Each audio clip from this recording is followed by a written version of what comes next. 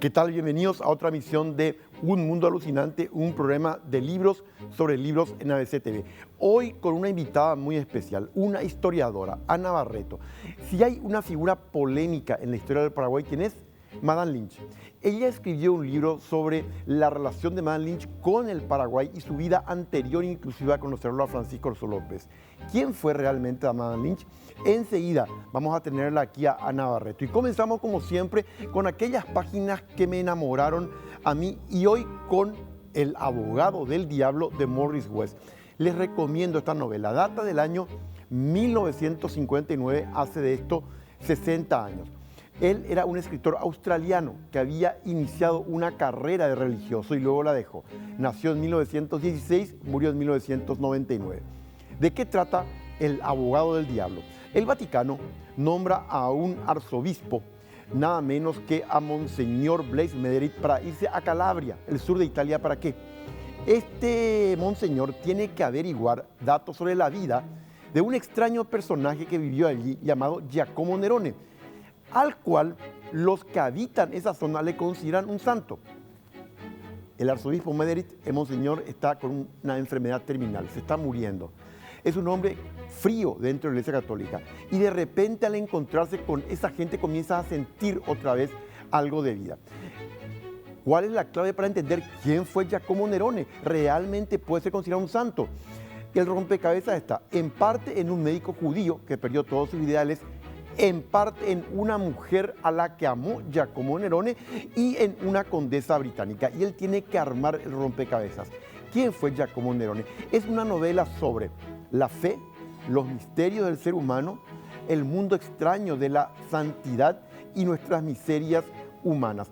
El abogado del diablo de Morris West, una obra magnífica sobre el mundo de la Iglesia Católica y sus entretelones cuando hay un santo que podría hacerlo y que tiene una figura y una vida muy discutida. Les recomiendo especialmente. Y una película que marcó época en el siglo XX, como siempre acá les recomendamos películas clásicas, es El halcón maltés de 1941. Se considera que con esta película comenzó el llamado cine negro, que es el cine sombrío sobre el crimen y la corrupción en las sociedades. ¿De qué trata El halcón maltés? De las tremendas ambiciones humanas que a veces no llegan a concluirse. ¿De qué trata? Sam Spade es un detective. Acuérdense que esta novela, El halcón maltés, está basada en la obra del mismo nombre de Dashiell Hammett, gran escritor de novelas policíacas. Sam Spade es el detective. Estaba en su oficina. Viene una mujer extraña y le dice: estoy buscando a mi hermana. Quiero que me ayude a hallar a mi hermana. Él acepta el encargo, por supuesto, previo pago, y comienza a buscar a la hermana en cuestión. En esa búsqueda participa su ayudante, el ayudante del detective. Lo matan al ayudante del detective y él descubre que todo era mentira, que esta mujer no estaba buscando a la hermana, estaba buscando otra cosa.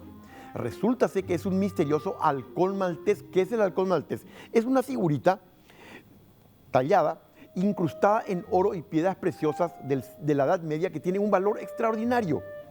Y hay una banda criminal que está buscando también el halcón maltés. Y esta mujer también está buscando el halcón maltés. Y el detective se da cuenta de que ahí hay un mundo turbio y también se mete en la historia.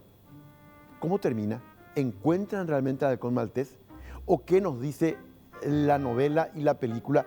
¿Cuántas veces en la vida perseguimos quimeras sin conseguirlas, pero seguimos intentándolo? Magnífica la actuación de Humphrey Bogart, de Mare Astor, por supuesto, en el papel de la mujer fatal, también de Peter Lorre y de Sidney Greenstreet. El halcón maltés, un clásico del cine policíaco de todos los tiempos.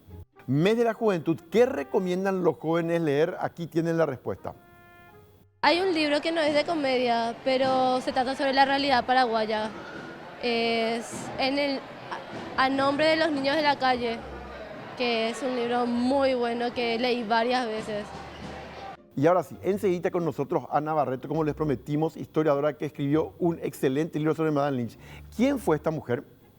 Antes de conocer a López, ¿a qué se dedicaba? Es cierto que ella fue prostituta y cortesana. ¿Le quiso realmente a López? ¿Qué pasó cuando vino a Paraguay con la familia de López que le rechazó? ¿Qué pasó durante la guerra y después? La historia de Madame Lynch, en instantes con Ana Barreto.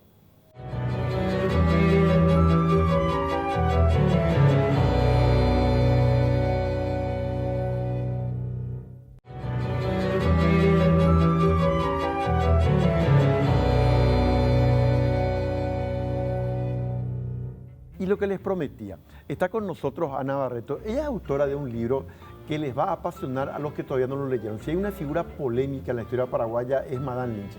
Es exactamente Elisa Alicia Lynch de Ana Barreto Balinotti, colección del lector de ABC. ¿Cómo te va, Ana? Bienvenida. Hola, Carlos, ¿cómo estás? Bueno, en primer lugar, ¿cómo surge este texto sobre Madame Lynch? Bueno, esa es mi primer libro. El lector y ABC tenían hicieron una alianza y el doctor Erico Caballero Campos, historiador y colega y amigo mío, me convoca a la colección y me dice que va a ser una colección de biografías del Paraguay y que él tenía un personaje que podía encarar yo, ¿verdad? Entonces, le digo, ¿cuál? Me dice Elisa Lynch. No, cualquier personaje. Menos Elisa Lynch. Menos Elisa. Lo que pasa es que Elisa tiene las particularidades que tiene Francisco Solano López. O la aman o la odian, pero no hay cosas intermedias.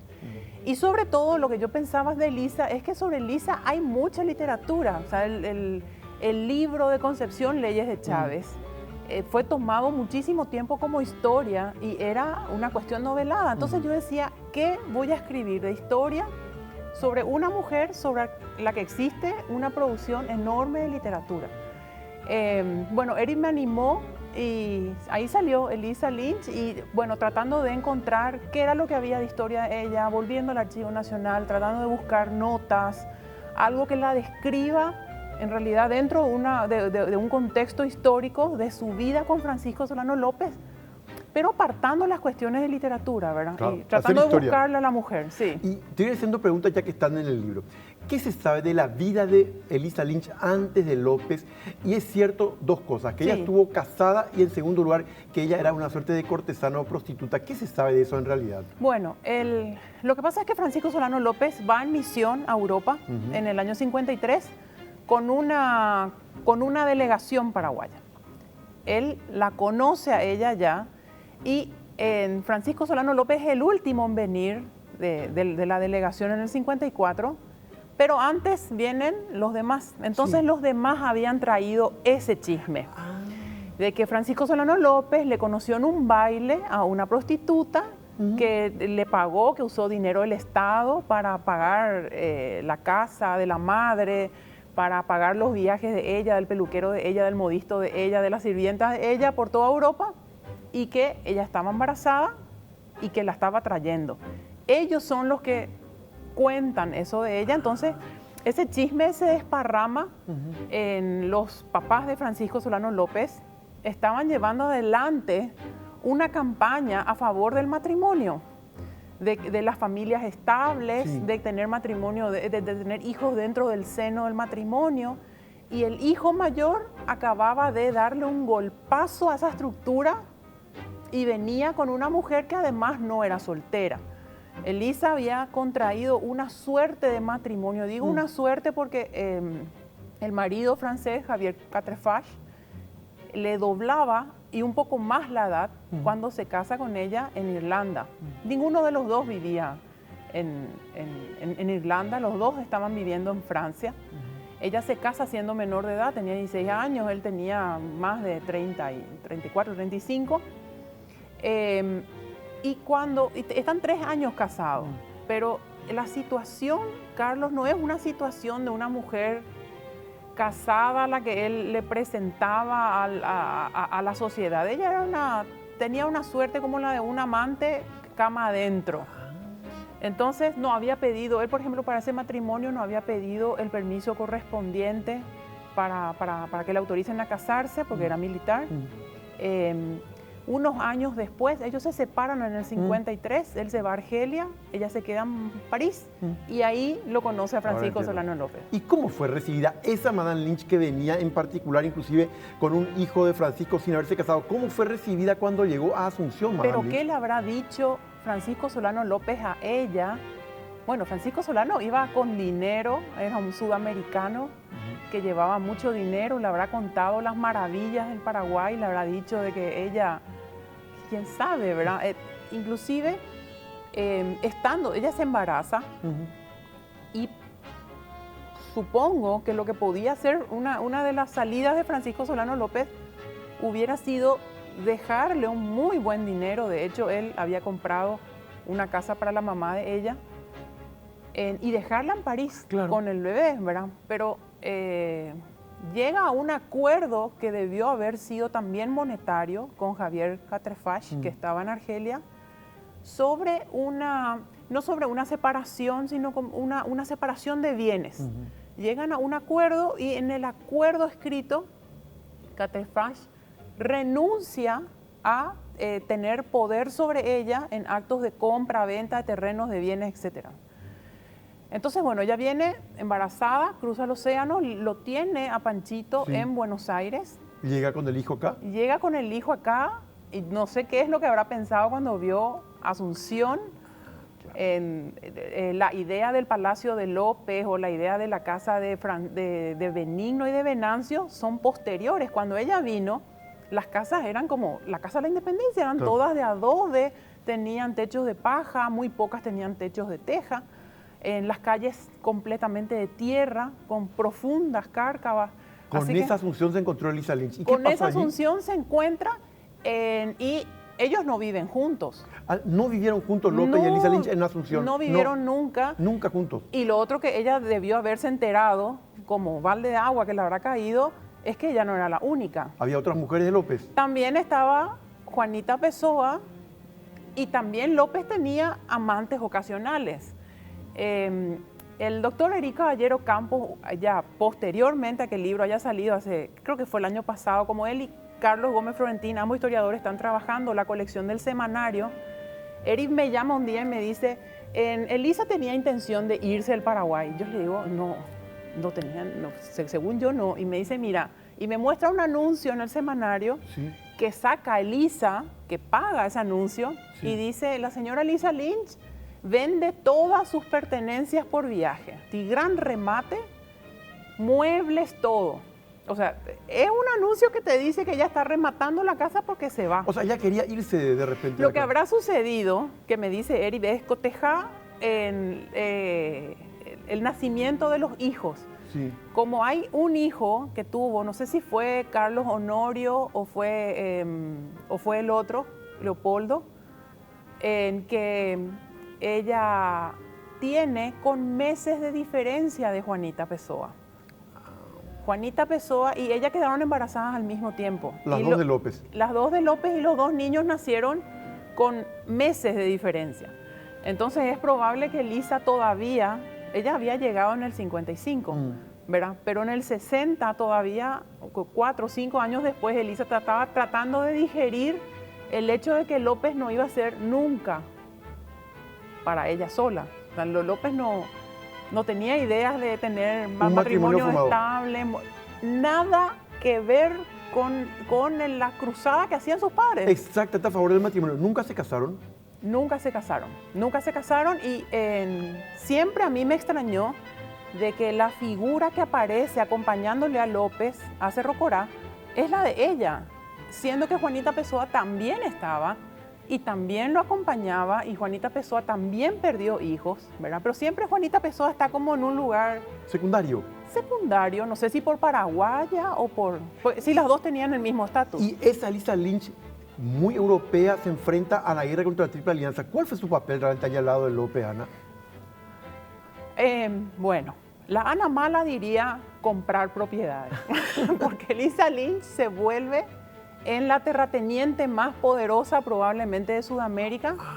Al tener, Elisa Lynch tenía las 5.000 hectáreas, no más, 5.000 kilómetros cuadrados. 5.000 kilómetros cuadrados que hoy es Formosa, era propiedad de Elisa. Y durante la guerra, López le transfiere también el Mato Grosso. Así que Elisa era dueña de 33.000. Era la terrateniente más grande de acá, de América del Sur. De América del Sur, la mujer terrateniente más grande de América del Sur. ¿Y lo acompaña López? Ella viene y empieza una vida económica desligada de López. Ella invierte dinero y abre como 2 frentes económicos. Uno de ellos era la venta de ganado al Estado, eso lo administraba el capitán Fernández. Y por el otro lado, ella era importadora de artículos de lujo. ella vendía tapizados, ella vendía cortinados, ella vendía loza, vendía cubiertos, vendía platos, vendía... El negocio de la importación de artículos de lujo de Europa era negocio de ella. Aunque no es que uno iba a la casa de ella y ella tenía sobre la mesa tipo ollas, las cosas con precios. Eso se encargaban sus agentes de hacer. Pero la dueña del negocio era ella. Así que era una mujer que manejaba las cuestiones económicas, no necesariamente pidiéndole a Francisco Solano López el dinero para su súper, ¿verdad? Y aún con esa perspectiva, ella le acompaña a López hasta el momento final. ¿Pero y qué le quedaba a ella? Irse, sí, pedir permiso, porque en realidad López los retuvo a muchos ingleses hasta el año 68 más o menos. Entonces, ¿con qué estatus ella iba a ser la primera en abandonar el país y irse? Quizás, aunque hay un condimento de amor, o sea, no se puede decir que no quiso seguirlo a López y estar a su lado, porque, pero sí se puede ver las pujas económicas cuando la guerra termina, ella regresa a Europa y tiene que encontrarse con el hijo mayor de Juanita Pessoa, y ella entabla una disputa económica por herencia con este muchacho, porque durante la guerra la pareja López Lynch enviaban remesas al exterior. Al principio eran libras esterlinas, en otro momento dado fue oro, y en la recta final de la guerra ya eran cargamentos de hierba que se quitaban de contrabando, se vendían en Buenos Aires, y ese dinero tenía que depositarse en la cuenta de Francisco Solano López. Termina la guerra y los agentes que controlaban las cuentas, ya sean en Londres o en París, congelaron las cuentas porque querían quedarse con el dinero. Entonces ella se va, y cuando ella reclama, aparece el hijo de Juanita Pessoa, y la cuestión no era de quién era todo el dinero, porque ella reclamaba como suyo. Esa fue una puja que ambos tuvieron, se enemistaron, se pelearon, llevaron eso a tribunales. Inclusive, bueno, ella se había enojado con el doctor Stuart, porque el doctor Stuart en un momento dado, a mi criterio, termina robándoles el dinero. Y bueno, y ahí se ve de que al final Elisa Lynch llega a un acuerdo con Emiliano para el cobro del dinero que estaba congelado en esas cuentas. Solo que Emiliano viene acá y muere a los pocos meses. Para no perderse, y sobre todo al final, ustedes van a leerlo, este libro de Elisa Lynch, entrañable. Esta entrevista con Ana Barreto nos dejó con muchas más ganas de seguir conociendo. Les recomiendo especialmente. Muchas gracias, Ana. Ay, Carlos, por fin tuvimos la oportunidad de poder conversar, y nada, me alegra que haya sido desde Elisa, un personaje sobre... creo que hay tanto por escribir. Quizás como adelanto, quiero decir que mi colega, la historiadora Anaí Sotovera, está trabajando de nuevo la vida de Elisa. Así que es inagotable esta mujer. Claro que sí. Gracias, muy amable, Ana. A ustedes. Volvemos enseguida.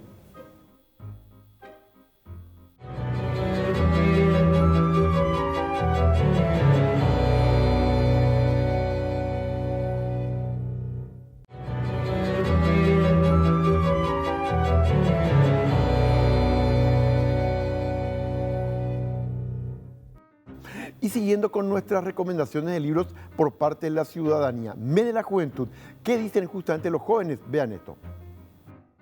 ¿Tenés un libro favorito? Tengo. Va con B, burro. Va con B, burro. ¿De qué se trata? Contame por qué te gusta. Es de romance y se trata de dos personas que se conocieron en el colegio, y el chico era el ayudante de la profesora, y la chica llegó como estudiante transferido, pues. Y como ayudante de la profesora, este niño le mandaba copias a la nena diciéndole que escribía mal. Sin embargo, era él el que estaba escribiendo mal. Por eso el libro se titula Va con B burro, porque él escribía vaso con B de burro, y burro escribía con B de vaca. Pues generalmente ese libro lo leí el año pasado y me encantó. Hasta ahora lo sigo leyendo y me encanta, de verdad. Y si hay un libro que hizo historia, es La isla del Dr. Moreau. Misterio, suspenso, y hasta dónde puede llegar la mente humana enferma. Esta es una obra de H.G. Wells. Fue publicada en 1896. La historia es así. En el mar, un hombre queda en un momento a la deriva. Es rescatado por un médico que le lleva a una isla. En principio no quieren que el hombre llegue a la isla, sino que se quede en el barco en todo caso. ¿Qué pasa en la isla? Baja el hombre allí, Pendrick es su apellido, y le ubican en un sitio determinado. Pero él comienza a notar cosas raras. Hay unos gritos espantosos. De repente se encuentra con seres que son mitad animales y mitad humanos. De repente en las noches vuelve a sentir gritos. Algo extraño pasa y no le presentan al encargado de esa isla, que es un médico, el doctor Moreau, hasta que lo conoce. ¿Y qué hacía este hombre realmente, el doctor Moreau? Fíjense cómo esta novela se adelanta a todo lo que fueron los experimentos del siglo XX con seres humanos en ocasiones terribles, como el caso de los nazis. En este caso al revés. Él quería transformar animales en seres humanos, rompiendo, por supuesto, su propia naturaleza y creando monstruos. No les cuento lo que pasó después con el doctor Moreau, ni qué pasó con este hombre que llegó a la isla y, por supuesto, todo ese final espantoso que hay detrás. Es una novela que nos habla acerca de los límites que tenemos que tener cuando hacemos experimentos, porque podemos causar mucho daño. Esta novela fue pasada al cine, muy buena la adaptación cinematográfica, es La isla del doctor Moreau de H.G. Wells de 1896, les recomiendo especialmente. En mi ya muy lejana infancia, una característica que tenían los niños era intercambiar historietas. Superman, D'Artagnan, el llanero solitario, el zorro, las aventuras del pato Donald, intercambiábamos. Vos tenés esta historieta, yo tengo esta, intercambiamos. Pero también hay intercambio de libros que se mantienen en una icónica librería en nuestro país que está en Montevideo y Víctor Aedo. Podés llevar un libro e intercambiarlo por otro. Vean esto.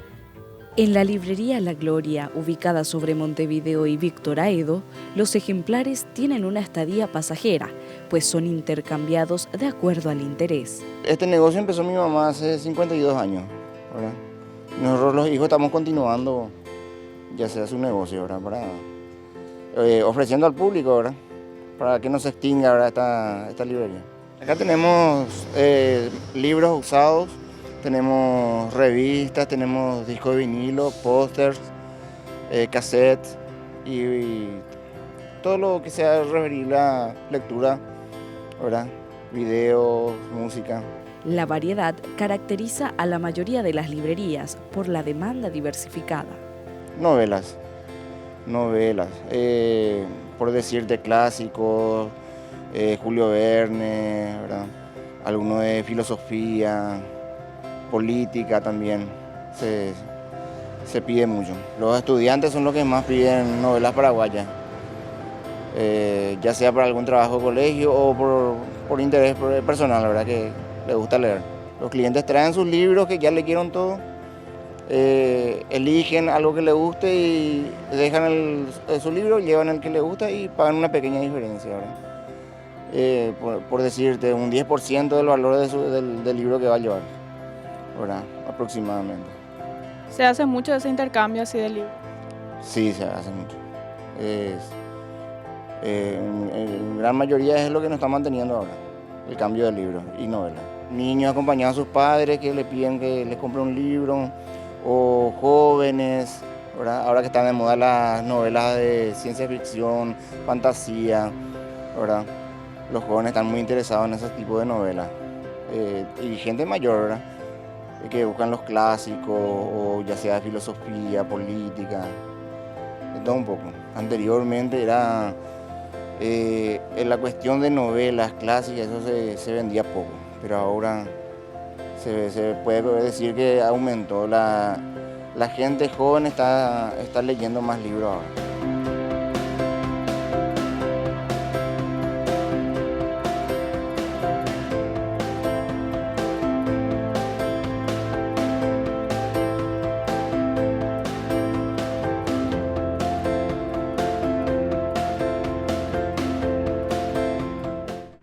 Y por supuesto, están los libros que están circulando en la semana. Vamos hasta Literato. les recomiendo 1000 noches sin ti. Sofía está en Rusia. Cree que llegó el momento de poner fin a su sufrimiento sentimental. Tiene que poner orden a su vida sentimental. Ya no puede seguir huyendo de su pasado, de la soledad de su matrimonio, ni de la historia pasional y rota con Tancredi. Entonces, ¿qué decide ella? Volver de Rusia a Roma. En un viaje a Sicilia para visitar a sus padres, descubrirá un secreto familiar que le afectará profundamente. Mientras tanto, Tancredi sigue sus pasos. Es un hombre enamorado. Pero Sofía no confía en él. ¿Qué pasará después? Les recomiendo especialmente 1000 noches sin ti de Federico Moxia, donde está en Literato. Y para conocer nuestra historia de manera accesible, Paraguay de Tarek Ové, lecciones disponible en Servilibro. Nuestra historia en historietas. Acá le tuvimos nosotros en alguna ocasión justamente a Javier Viveros, quien elaboró guiones a partir de textos de la literatura paraguaya para volverse más accesible a la gente. De acá se trata de la historia paraguaya. Roberto Goiris y el arquitecto Jorge Rubiani, con guión de Andrés Colmán Gutiérrez, con ilustraciones del argentino Diego Ezequiel Pogonza, para conocer más nuestra historia Paraguay de Tarek Ové, disponible donde en Servilibro. Y se habrán fijado a través de Ana Barreto la otra cara también de Madame Lynch. En un momento dijo, fue la más grande terrateniente propietaria de tierras de toda América del Sur. Fue prostituta, fue cortesana. ¿Cuál fue su historia previa a López? ¿Vivieron juntos? ¿No vivieron juntos? ¿Qué pasó con Madame Lynch y la familia de López? Sin ninguna duda, ha sido una forma de incorporarnos a un personaje que hasta hoy causa gran polémica. Nos vemos la próxima semana.